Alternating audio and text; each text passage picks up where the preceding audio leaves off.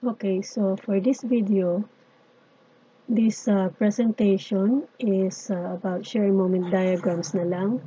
So we will not use equations anymore.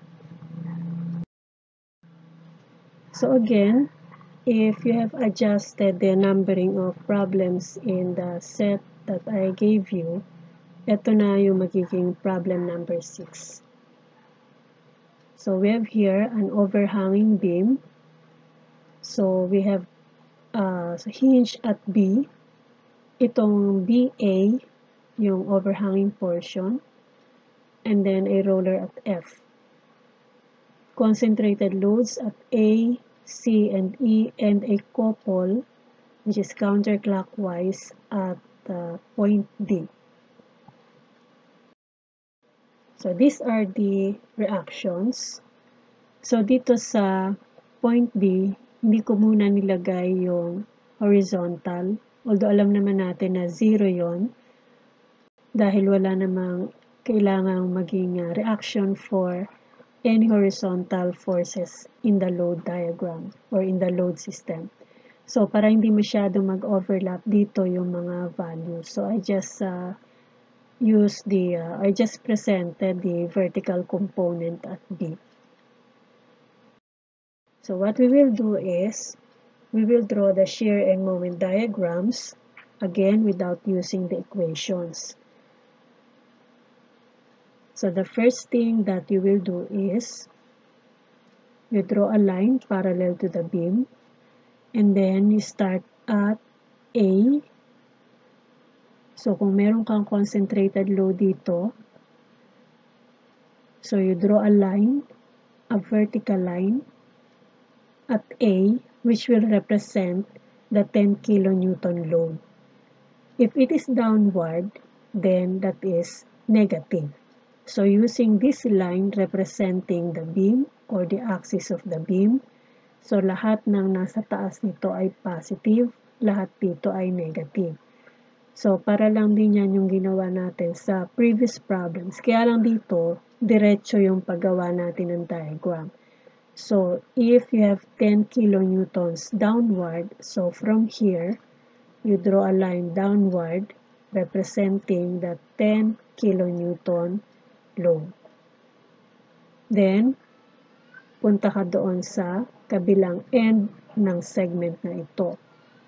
So, following the guideline, if between 2 points, or kung sa segment na yon ay walang ibang loads maliban doon sa load na nasa mga ends nito o nasa dulo, kagaya nito. Between A and B, walang ibang load dito. So if that is the case, your shear diagram here will be horizontal. So ang ibig sabihin niyan, ang shear values mo at all points here sa segment AB ay pare-parehas na negative 10 kilonewtons. Now at point B, so meron kang negative 10. So idiretso mo yung pagdrawing ng line, pero tingnan mo mabuti, ano ba ang meron sa point B? So meron ka ditong reaction na 35. So from this point ng negative 10, umakyat ka ng 35, or you add 35 kilonewtons because this is upward, so meaning it is positive. So if you will start from negative 10, you add 35. So that will be negative plus 35, so you have positive 25. So again, from A, you have negative 10. Dahil from A to B, wala kang load. So, horizontal ito. Pagdating mo dito, meron kang upward na 35. So, you add 35 to negative 10. So, negative 10 plus 35, dadaan ka dito sa line. So, ibig sabihin, positive 25 ang magiging ordinate mo mula dito hanggang doon. And if you will get the absolute value from this point up to here, iyan ay nagre-represent dito sa 35. Pero, dahil dumaan yan dito sa axis ng beam, or dito sa line na nagre-represent sa beam, so mula dyan hanggang doon, you only have positive 25. So, negative 10, diretso ka dito, then plus 35, so you will have positive 25. Then, between B and C, dahil wala ka ulit load dito, so you will have horizontal line hanggang B. So, this is 25 pa rin, no? Mula dito hanggang doon. So, pagdating mo dyan, merong 25 na downward. So, meaning from 25, ibawas mo yung 20. So, that will be 25 minus 20 because this is downward. So, ang matitirang ordinate mo dito ay positive 5. So, again, mula dito, negative 10, walang load, so horizontal. Then negative 10 plus 35 will give you positive 25. Between B and C, walang load, so horizontal. Pagdating dito, 25 minus 20 is 5. Ibig sabihin, itong ordinate na to, or itong line na to, ay nagre-represent dito sa 20 na ibinawas mo dito sa 25. Kaya yung 5 na to ay mula dito hanggang doon. So, from C to D, walang ibang loads dito, kaya ang shear diagram mo is horizontal also. So that this ordinate is still positive 5. Itong 20 kN meter, hindi mo pa isasama yan kasi couple ito or moment. So doon yan sa moment diagram kasama at wala itong equivalent na shear diagram. So you continue. So between D and E, walang load dito, kaya horizontal ang shear diagram, so that this ordinate is still positive 5. Excuse me. Positive 5. Pagdating mo sa E, may downward na 20. So, positive 5 minus 20. So, that will be negative 15. So, again, from positive 5, baba ka dito. So, that will be 5 minus 20. So, magiging negative 15 mula dito hanggang dito.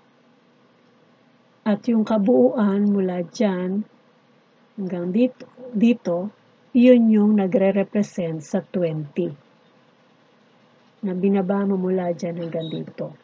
Pero dahil nga, dumaan dito sa axis ng beam, mula dyan hanggang dito, negative 15 na lang yun.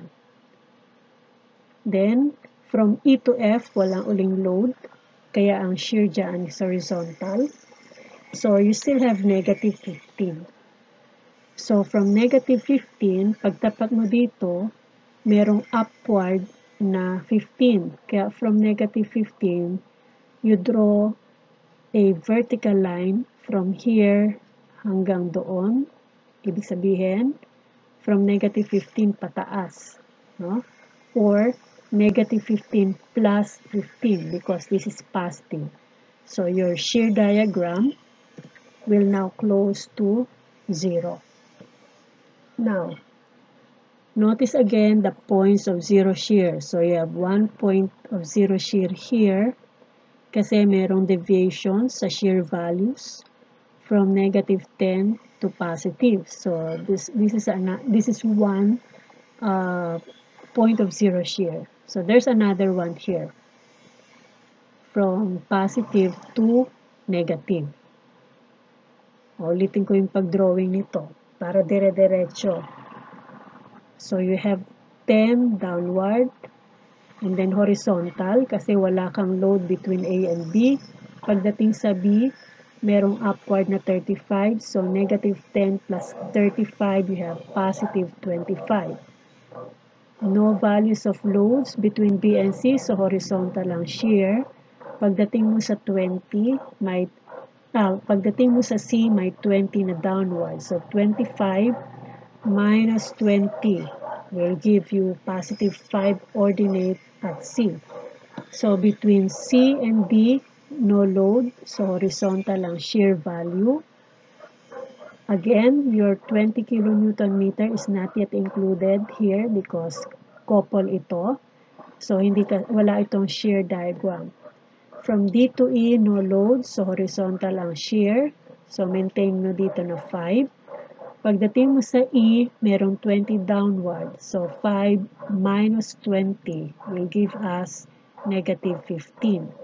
So, between E and F, no load. So, horizontal. And then, negative 15 plus 15 will give you 0, or it will close your shear diagram. Now, for the moment diagram, I draw aloud. By the way, the maximum shear is 25 there. Then let us now draw the moment diagram.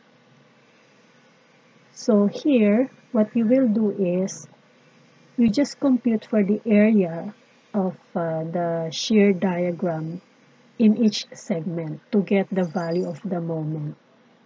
Now, dito, sa A, so if you will start at A, no? So, wala tayo ditong given na couple or moment as a load. So, 0 na yung moment mo dito. And then, punta ka doon sa kabilang point ng segment na yan, which is B. So, how do you get the moment of this point, at this point? So, notice that from A to B, you have here the shear diagram for AB. At itong shape na ito is rectangular.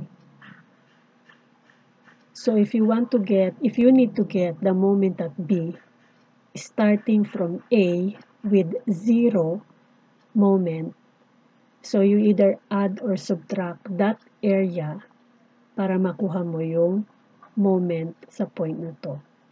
So, ibig sabihin, 0 ang moment mo dito, at dahil meron kang negative area or negative shear, which is negative 10 kilonewtons. So, to get the area of this hanggang B, so that will be negative 10 multiplied by 2, because this is 2 meters. So, negative 10 by 2, that will be the area of your shear diagram. So, kapag ang ginamit mo ang distance ay from 0 to 2, then you are getting the moment here. But then again, if you start here, wala kang moment sa A. Kasi una, walang given na load in the form of a couple, and at the same time, hindi rin naman yan fixed end para magkaroon ng couple or moment. So, 0 ka dito. And then dito, may moment ka dyan. Kung ang area is positive, ang moment ay positive. Kung ang area ng shear diagram ay negative, the moment is also negative. So, at point B, again, starting from 0, so 0 minus the area of this shear diagram kasi negative yan. So, 0 minus 20. So, this will be your moment diagram for AB. 0 to negative 20. So, 0 degree ang line. Pagdating dito, 1 degree ang line, or it is a straight line. So, you have negative 20 kilonewton meter. Then, if you need to compute for the moment at C, So, from negative 20, so tingnan mo kung ano ang area ng shear diagram between B and C. So, in this case, you have a positive area. O, take note class that itong 25 na to ay yung ordinate ng shear to the left of C. Kaya, kasama siya dito sa area na to. Or meaning, the area of this shear diagram is 25 multiplied by 2. And it is positive. Kaya yung moment mo dito sa C is starting from B, which is negative 20. So, from negative 20, you add this area. Kasi positive yan. So, negative 20 plus 25 by 2. So, you will have positive 30 at point C. So, ibig sabihin, you will have an ordinate of 30 here. And that ordinate na 30 dito, i-connect mo dito. So, this is how it looks like there. So, ito yung ordinate na 30. So, again, starting from 0 here, you want to get the moment at B, so you subtract this area. Kasi negative ang shear value mo dyan. So, ang moment mo dito ay 0 minus 10 by 2. So, you have negative 20. And going to C, dahil may positive area ka dito, so starting from B, you have negative 20 plus this area is equivalent to 50. So, ang difference ay positive 30. So, kaya ang pag-drawing mo dyan, negative 20 pataas. Kasi alam mo na yung moment dyan has a positive ordinate of 30. Kaya yung pag-drawing mo is from 0, negative 20, then tataas ka dito. Okay? Next. Moment at D. So, between C and D, okay, you have a positive shear value here. Kaya ibig sabihin, you have positive area of shear. So, para makuha mo yung moment sa D, from 30, you add this area. So, 30 plus 5 by 2. And 5 by 2 is 10. So, 30 plus 10 is 40.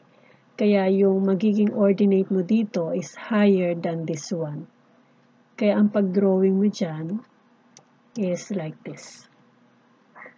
And of course, it is a straight line inclined up to the right. Kasi ito, 0 degree. Kaya pagbaba mo dito, dapat 1 degree yan or straight line. And again, the ordinate is 40 at D. So again, from 0, then going to B, you have minus this area, so you have negative 20, plus this area, you have positive 30, plus this area, positive 40. So be careful with the degree of the lines. Pagdating mo sa D, nandito yung couple na 20, which is counterclockwise. So you will subtract it from 40, and that will be 40 minus 20, you will have positive 20. So dahil you are going to subtract this, dahil counterclockwise yan, you will draw a line here sa tapat ng D na downward. So this represents the negative couple of 20. So 40, baba ka ng 20. Kaya itong ordinate na ito ay 20. And then, punta ka dito sa E. So, from positive 20, so dahil ito ay positive area, so 20 plus this area which is 5 by 2 is 10. So, 20 plus 10 is 30. Ang degree ng line mo dito is 0. Kaya pag nag-drawing ka ng line from D to E, it will be a straight line which is higher than this. Or dahil 30 yung ordinate mo dito, katapat nito. And this is the line. Okay? So that ordinate is 30. So again, from 0, then minus 20, plus 50, plus 10, plus minus 20, plus 10 is 30. And then, if you will go to F, kailangan mag-close sa 0 yan. So you have positive 30. So from E to E, there's a negative shear value or shear diagram, which is equivalent to 15 by 2. So from 30 minus 30 is 0 moment here. Again, from 30 going to F. So from E to F, you have negative 15, and the total length from E to F is 2. So that the total area of this is negative 30. So that the moment at F is positive 30 minus this area will give you 0. Ang degree ng line mo dito is 0. Kaya from E to F, ang degree ng line is 1, which is a straight line. And this will be the moment diagram. And the maximum moment is 40. So, kanina, naka-identify tayo ng dalawang points of zero shear dito sa B at sa E. Although dun sa previous problems natin, yung mga maximum moment ay tumatapat doon sa points of zero shear. Dito hindi. Nagkataon kasi dito na yung maximum moment ay natapat dito. But it depends on the load system or on the load diagram. Hindi lahat ng cases ay ganito, kagaya nito, hindi tumapat doon sa point of zero shear dito yung maximum moment. Kaya kailangan talaga ay you draw the shear and moment diagrams. And these are the diagrams for problem 6. Nakalagay na rin dito yung degree ng line for each diagram, sa shear at sa moment.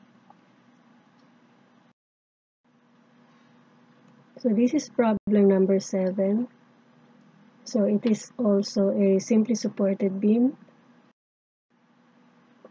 So these are the reactions for the supports for beam number 7. So hindi ko na ulit sinama yung horizontal component dito. But of course, we know that we have a hinge here. So para medyo bawas dun sa mga data na pwede maka-overlap dun sa figure natin. So we will draw the shear and moment diagrams. So draw a line parallel to the beam. So at point A, you have upward of 15, so you draw a vertical line, a positive line, representing that 15 kilonewton force. So from A to B, there is no load, so horizontal lang shear. Pagdating sa B, you have downward of 10. So 15 minus 10 will give you 5. And then no load between B and C, so horizontal. Ang 10 kilonewton meter couple is not included kasi sa moment diagram kasama ito. Then to continue from C to D, there is no load. So still you have 5 kilonewtons as shear. Then, between D and E, you have uniformly distributed load. So, para makuha mo yung ordinate dito, so from positive 5 sa D, you subtract this because this is downward. But of course, you need to get the equivalent single force of this, which is equivalent to 10 multiplied by 4, or this is 40. So to get the ordinate here, 5, that will be 5 minus the equivalent single force of this. So 5 minus 40 is negative 35. So para madrawing mo yung line from D to E, tingnan mo muna kung ano dapat na maging itsura niyan. Ang load diagram has 0 degree, kaya ang shear diagram is 1 degree, which is a straight line. So ito magiging itsura ng shear diagram for DE with ordinate of negative 35. Then from negative 35, merong positive 35 sa E. So you draw a line from here upward, and that will close to 0. Maximum shear is 35 kilonewtons. Then for the moment diagram, so sa A, you have 0 moment. Then punta ka sa B. So that will be 0 plus this area because positive shear diagram. So again, from A to B, you have 15 na ordinate ito. So that will be 15 by 2. So ang moment mo sa B is 0 plus 15 by 2 or 0 plus 30. And since this is 0 degree, ang moment diagram mo ay 1 degree, which is a straight line. So from 0 to 30. So that will be a straight line inclined upward to the right. Then going to C, we have positive area of shear dito, kaya 30 plus this area. And this is equivalent to 10. So that your ordinate here will be 30 plus 10.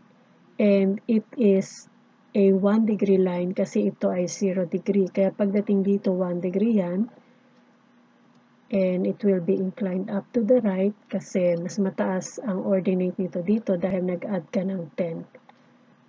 So dito mo na ngayon isasama itong 10 kilonewton meter na clockwise. So dahil clockwise yan, you represent it with an upward ordinate, no, from 40. Dagdag ka dito ng 10. There. So that 40 plus 10 will give you 50. So 50 ang moment mo dito. And then, sa D, from 50, you add this moment, or shear diagram rather, kasi this is a positive shear.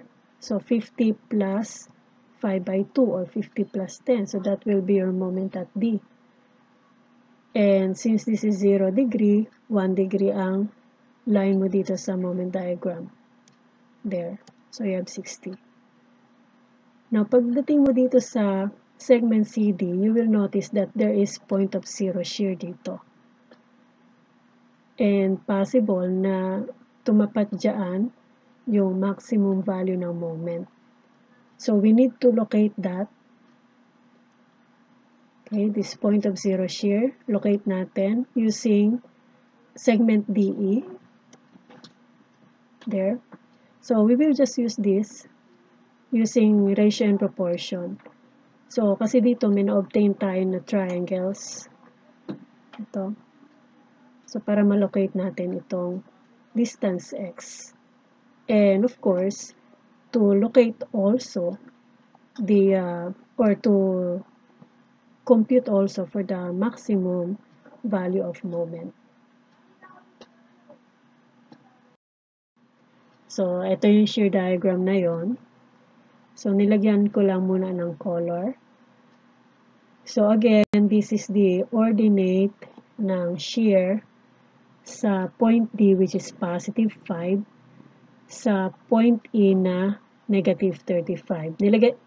Ginamit ko lang muna yung absolute values kasi magre-ratio and proportion tayo. So, pwedeng hindi muna natin sama yung negative side. Okay, so again, this is the distance x na hinahanap natin para sa location ng point of zero shear. So, from D to E, that is 4. So, that this distance is 4 minus x. So, if you will use, by the way, dito, you have option 1. So, ibig sabihin, there are other options para mag-ratio and proportion ka. Now, this option 1, ito yung pwede mong gawin. There. 5 is to x as 35 is to 4 minus x.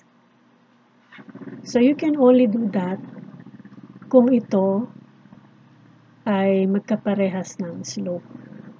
Magkaparehas naman yan kasi sa pag-drawing natin ng shear diagram for that segment, 1 degree yan, na continuous yan from 5 to negative 35. So, ito yung ratio and proportion natin. Or if you want, pwede rin ito na yung reciprocal lang kasi pwedeng x is to 5 as 4 minus x is to 35. So it's just the same. Then you simplify this or this one and you will get x equals 0.5 meter. Now here's another option for the ratio and proportion. So ang gagawin natin dito, so ito ulit yung shear diagram natin, gagawin natin is bubuuin lang natin yung malaking triangle. So, ito yung dalawang shear diagrams.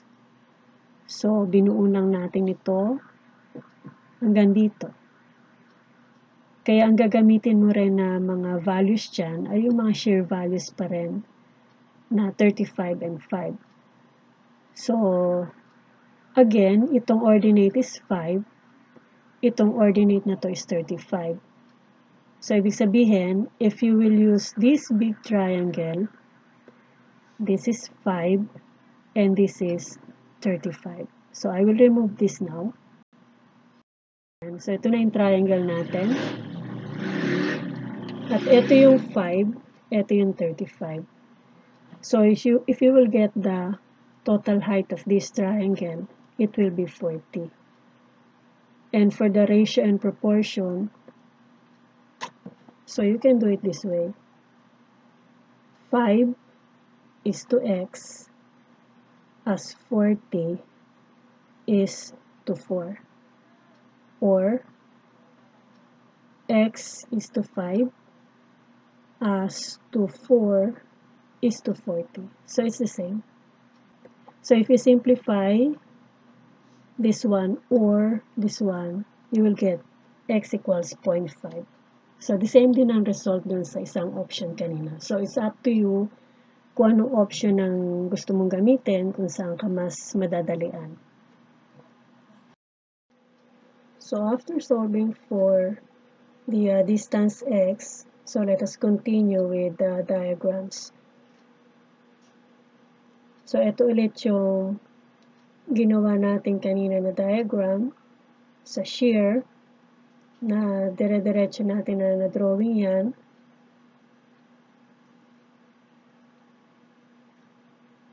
With that maximum shear of 35, then for the moment diagram. So, inulit lang natin para medyo ma-review tayo kung saan tayo nahinto. So, dito tayo sa 60, nahinto kanina. And then, let us get the moment here at the point of zero shear. So, again, yan yung point natin. And we were able to solve this distance na 0.5. So, to get the moment here, from 60, punta ka dito, at makikita mo, meron kang positive area dito. Because you have positive shear na 5 to 0. So, this is a triangular area.